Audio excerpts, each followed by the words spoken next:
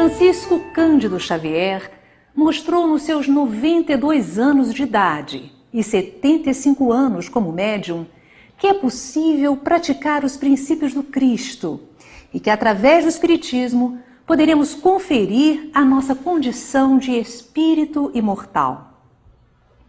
Como foi a vida desse que se dispôs a seguir o Cristo incondicionalmente? Que revelações pode-se saber sobre os caminhos luminosos trilhados pelo médium de Pedro Leopoldo e Uberaba, nas Minas Gerais? Encontra-se aqui Arnaldo Rocha para abrir as comportas das recordações e nos contar experiências de 50 anos ao lado de Chico Xavier. Arnaldo, seja bem-vindo ao nosso programa. Muito obrigado, minha filha. Você foi muito amigo de Chico Xavier, é amigo de Chico, né? Um confidente. Como foi o seu encontro primeiro com o Chico? Olha, eu vou lhe ser sincero. Eu me casei com 24 anos, com 26 anos. Eu fiquei viúvo. Vivemos 27 meses. Eu era ateu e materialista. Então, a morte do bebê me abalou muito. Era um krakatoa estourando na minha cabeça toda hora. Não acreditava em coisa alguma, foi enterrada lá no Bonfim, no cemitério do Bonfim. Eu nunca tive a ideia de passar por lá. Para mim, morreu, acabou. Eu era materialista. Bom, ocorre que ela faleceu no dia 1º de outubro de 46. Quando eu voltava do serviço à noite, eu tinha o hábito de andar. Sempre gostei muito de fazer pedestrismo. Andava, ia andar na Praça Raul Soares. Eu estou andando, caiu um temporal. Aí eu me lembrei que meu irmão, a 2 quarteirões da praça, morava na rua Timbiras. Então eu caminhei para lá, já muito molhado mesmo. O temporal não era forte, bem forte. A hora que eu bati, que eles abriram a porta, minha cunhada veio me atender. Na primeira sala de entrada, eu vi que eles iam fazer reunião espírita. Estava o povo sentado, pessoa lendo o Evangelho, a outra fazendo leitura. Eu, na minha maneira, falei, que buraco, que besteira que eu vim fazer. Eu vou voltar para casa que eu não vou ver essa bobagem aqui. A minha família, meus irmãos, todos eram espíritas.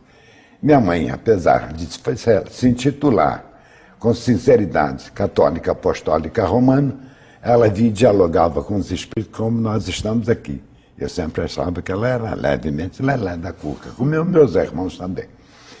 Bom, aí eu entro.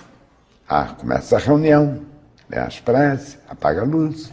Uma média sentada assim na posição aqui desse meio e eu aqui no canto. Uma senhora idosa, mais de 60 anos, com mais de 40 anos de Brasil. Eu olhei aqui, levantei, olhei a cara da dona Eli, com 2 tapas na cara, acabava com isso. Para mim, aquilo era, desculpa, fantasia. Aí meu irmão levanta-se lá da ponta da mesa, da outra vez, conversando com aquela criatura. E eu me empolguei em ouvir, falei, eu não sabia que o mundo tinha uma cultura tão bonita, palavra agradável, suave. Aí eu fui olhar para aquela criatura, ela estava parada e calma. Bom, aí a criatura falou. Posteriormente, eu fiquei sabendo que o Mando estava num transe mediúnico, que quem falava era Dr. Cornélio, amigo espiritual, médico, muito amigo da família. Aí fez um silêncio. Eu falei, bom, a bobagem já acabou. Olhava lá para fora, o temporal está caindo. Aí o doutor Cornélio pergunta se gostaria de se dirigir a alguém. Durante o período que meu bebê estava doente, ela passou a me chamar de Sozinho.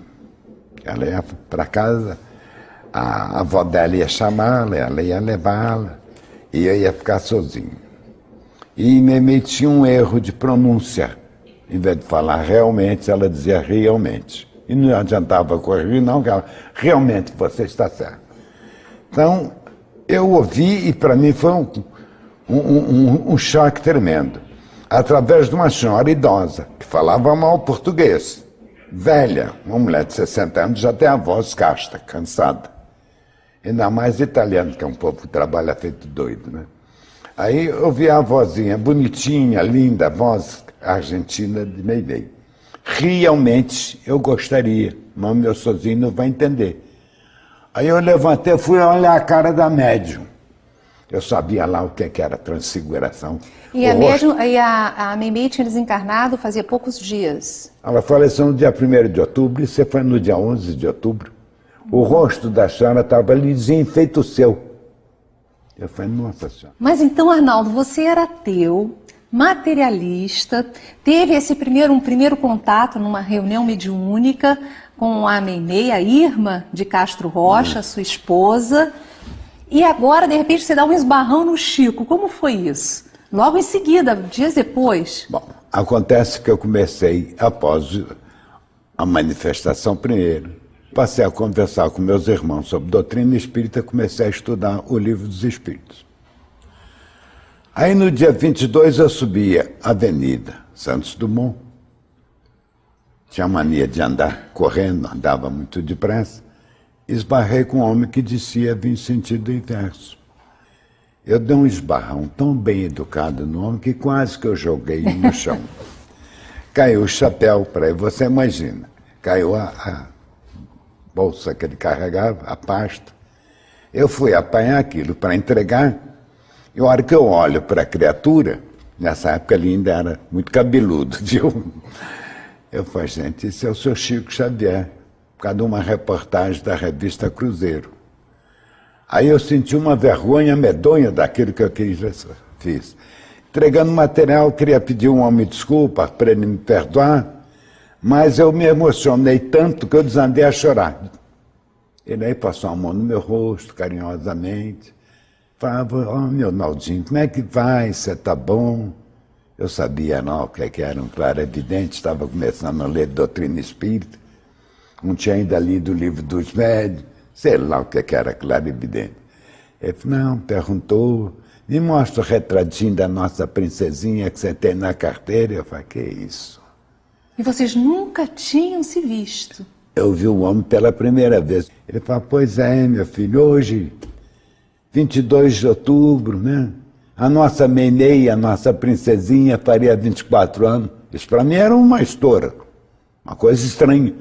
O homem nunca me viu, como é que ele vai falar sobre mim, sobre Meimei, que era aniversário dela? Eu falei, os espíritas são doidos. Era o que estava na minha cabeça. Né? Aí ele nos perguntou se o Mano ainda tinha uma loja, uma livraria na Rua Espírito Santo. Falei, tem, vamos lá. A hora que nós chegamos, eu e o senhor Chico, como eu falava, foi um maior rapapé, o Mano ficou cheio de alegria, os funcionários, uns 2 ou 3 que eram espíritas. Aí o Mano tratou de conversar com os funcionários, fomos para casa. Chegando em casa, a Luísa, a minha cunhada, ficou toda alegre, começou a conversar com o Chico, ligou para os 2 irmãos, o Antônio e o Orlando, e eles foram para lá e fizeram uma reunião. Aí eu sentei, fizeram a prece, olho para Chico, ele era novo, devia ter o quê?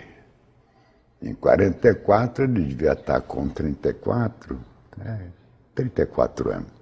46, 36 anos. Roxinhozinho, bonitinho. Eu olhei e falei, gente, parece que tem uma máscara de mulher nessa cara. Aí ela começou a falar.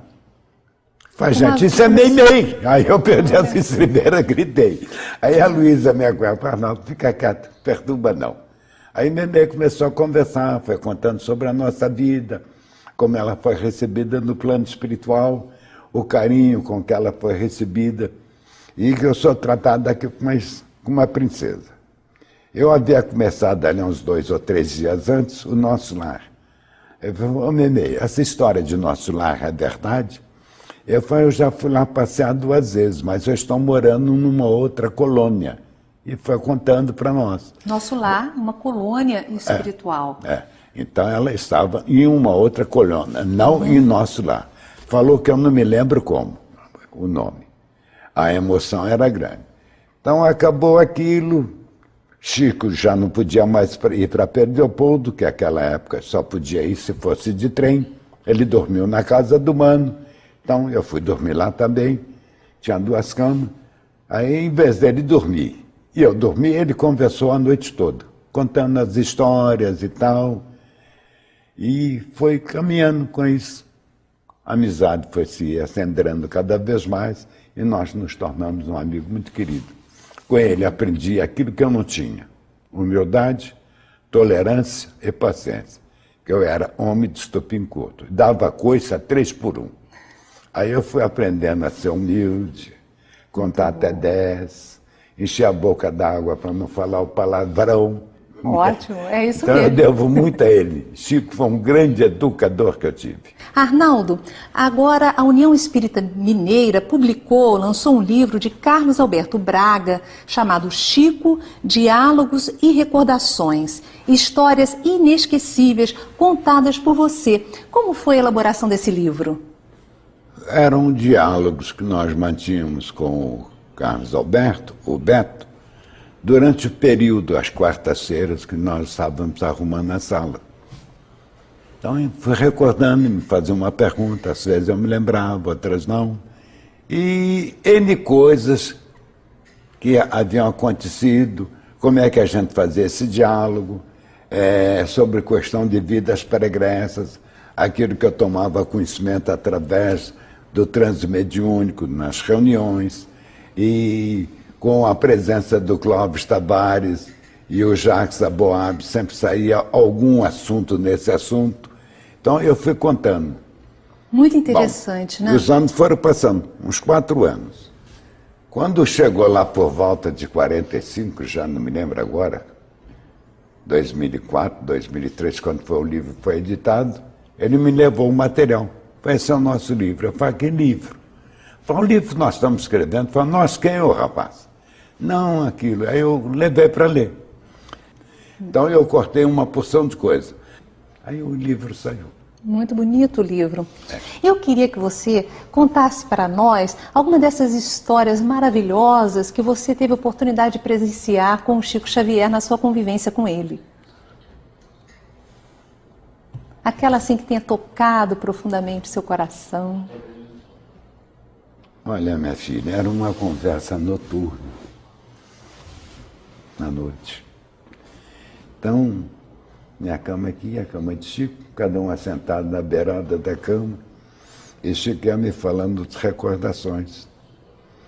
Então eu comentava um assunto com ele, ele falou assim, você foi despertado seu interesse em ler esse livro, que em tal época, assim, assim, você é a personalidade.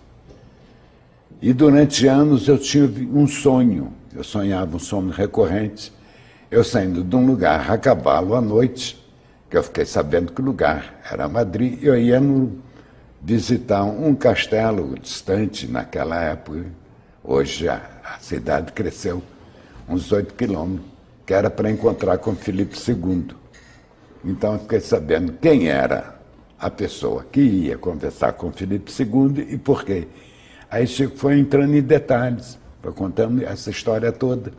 De vez em quando ele interrompia o campo das suas recordações e falava assim, o espírito de Emmanuel está nos recordando e falando isso assim, assim. Complementava ou modificava aquilo que ele havia dito. Então, o espírito Emmanuel estava sempre junto de Chico, tá, sempre dando orientações através dele? Constante e permanentemente. Desde quando ele, meninote de 5 anos, conversava com a mãe Maria João de Deus, e em 31, quando apareceu Emmanuel pela primeira vez, que teve um diálogo admirável, seríssimo, que Emmanuel disse para ele que tudo, a mediunidade tinha que ser exercida com disciplina, disciplina, disciplina. A presença de Emmanuel é constante e permanente na vida de Chico. Só vou lhe contar uma história. Nós tínhamos uma amizade muito bonita, ele também frequentava uma casa de uma determinada pessoa. Com o transcurso do tempo, eu fui vendo um jogo de interesse desse pessoal quando Chico ia lá.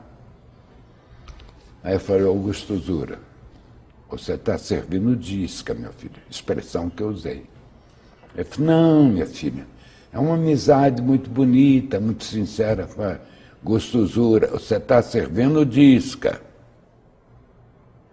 O povo convidava os outros para ir à casa, porque Chico ia lá e cobrava uma taxazinha, né? Um estipêndio, vamos ser educados. Aí a terceira vez que eu falei, por favor, vou lhe fazer uma pergunta. Qual é a posição de Emmanuel nessa história? Ele falou, você está bravo? Eu falei, não, eu quero saber. Ou então eu não entendo nada de doutrina espírita. Ele simplesmente falou, meu filho, você tem livre-arbítrio. Você entra que eu fico esperando você aqui na porta. Não assumo responsabilidade de lhe auxiliar a hora que você sair. Aí um dia ele teve uma grande decepção, que ele constatou que aquilo que eu havia falado, eu não podia aprovar. Tinha razão, aí ele se afastou. Então foi uma vida muito sofrida, porque Chico se entregava às amizades de coração aberto, uma alma pura. Eu vou falar para você, Chico às vezes era de uma inocência que me irritava. Outras vezes ela era de uma perspicácia impressionante. Então, mas ele se deixava levar muito pelo sentimento de carinho, de ternura e de amizade. Uma vez eu falei, Augusto Zura, eu vou lhe falar uma coisa. Você precisa aprender a falar uma coisa que Paulo de Tarso disse, sim, sim, não, não. Eu falo, às vezes eu quero falar não, mas a boca está acostumada a falar assim. Como é que vai corrigir uma pessoa assim? Era o natural dele, uma alma pura, boa, carinhosa, terna.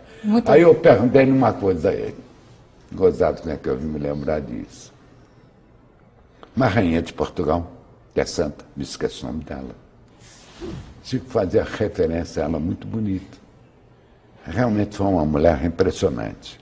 Casada com um português, o rei, que era um sujeito estúpido, ignorante, que era comum esse povo lá naquela época, até analfabeto eles eram.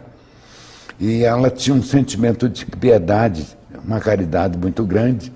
E quando o rei se ausentava do palácio, ela enchia a roupa de pão, de alimento, e ia distribuir para os pobres. Então encontrou com o marido atrevidamente perguntou o que ela estava fazendo com aquilo. Ele falou, não, fui colher rosas para você, minha amada. Era pão que estava lá dentro. E a hora que ela abre a roupa, caiu lá aquele pão todo. Então Chico tinha uma verdadeira admiração. Eu falei, como é que você vê Isabel? Não, como é que chama essa? Isabel. É Isabel. E como você? Olha, Arnaldo, ela é uma mulher tão linda. Quando ela chega, antes que eu perceba a presença dela, a minha alma tem vontade de ajoelhar-se de alegria. Aí você vê a beleza de sentimento de Chico, dessa expressão. Então ela me aconselhava muito. Eu estava começando com as tarefas da psicografia, tinha 22 anos. As dificuldades inerentes da minha alma com o meu corpo, ela vinha, me pacificava. Aí eu fiz uma pergunta meio estranha. Quem me ajudava mais nesse período? Emmanuel ainda não havia aparecido, não. Ainda não chegamos em 31, não. A Maria João de Deus, ela. Olha, eu fico na dúvida. Mas ela fala mais no meu coração. Vamos falar um pouquinho da mediunidade de Chico Xavier. Como ele encarava a própria mediunidade? Olha, é muito fácil. Chico era um homem simples, humilde com H maiúsculo. Então, o fenômeno mediúnico para ele era a segunda vida ou a primeira vida dele, vamos dizer assim. Ele vivia constante e permanentemente entre os dois planos, o plano espiritual e o plano físico. Então, a mediunidade era o ar que ele respirava. Então, como é que ele conduzia-se no dia a dia, já que a mediunidade fazia parte da vida dele por inteiro? Como uma criatura normal e equilibrada. Ele trabalhava normalmente, ele era funcionário. Ele era funcionário do Ministério da Fazenda, que é um órgão federal, em Pedro Leopoldo, sob a orientação do Dr. Rômulo Joviano. Então ele era datilógrafo. Então ele executava suas funções normais, etc. Tudo como outra criatura, não havia nenhuma modificação. Ele tinha vários tipos de mediunidade, né? Quais aquelas que o senhor pode nos falar agora a respeito? Um excelente clarividente, um belo claudaudiente, um excelente psicógrafo, um belo médium psicofônico, e nós cismamos um dia após a visita do Peixotinho tentar fazer reuniões de materialização. Peixotinho é um médium muito conhecido da época do Chico Xavier, que era um médium de materialização. Através dele, materializaram-se muitos espíritos. Fala um pouquinho dessa, porque parece-me que Emmanuel, o guia espiritual do Chico Xavier, não gostou muito dele doar tantas energias para a materialização. Pelo seguinte, minha filha, deixa eu lhe explicar. Quando nós começamos a fazer as experiências, era um grupinho de 2, 3, 4 pessoas. As materializações não eram luminosas e nem sempre havia uma total materialização. Era somente o rosto e aquele fluido normal ectoplasmático. Com o tempo, e elas eram escuras, tinha que acender uma luzinha. Com o tempo, as materializações foram se tornando luminosas. Aí as coisas foram uma maravilha. A última reunião que nós fizemos, estava presente Zé Gonçalves Pereira, nós estamos lhe falando, Martins Peralva, mais 2 ou 3 companheiros que nós não nos lembramos. Então, houve a materialização da entidade que foi a mãe do Gonçalves Pereira. Depois Memei se materializou. Pois houve uma outra materialização de uma entidade que eu não me lembro. Quer dizer, não era permitido fotografar. Como o Joaquim Alves, que era um excelente desenhista, estava presente, posteriormente ele fez desenhos, que consta no livro Mandato da Amor. Né? A foto era um desenho. Aí apareceu o Emmanuel. Como é que ele surgiu? Como é que é a figura do Emmanuel?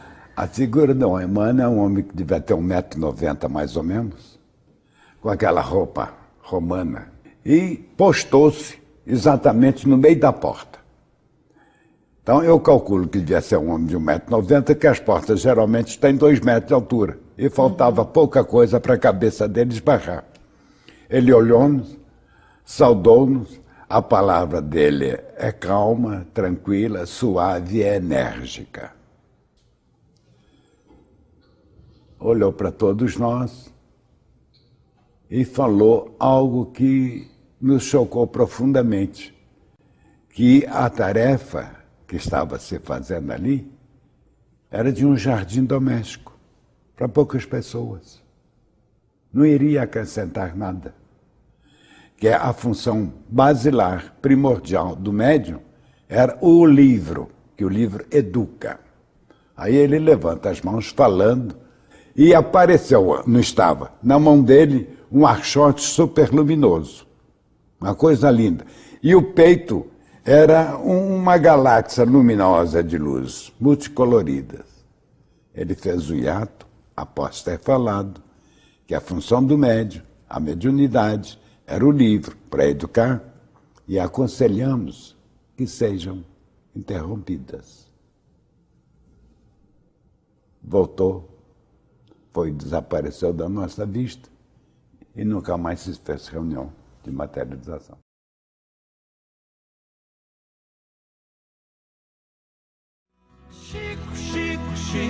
Chico Xavier. Chico, homem de fé. Chico Xavier.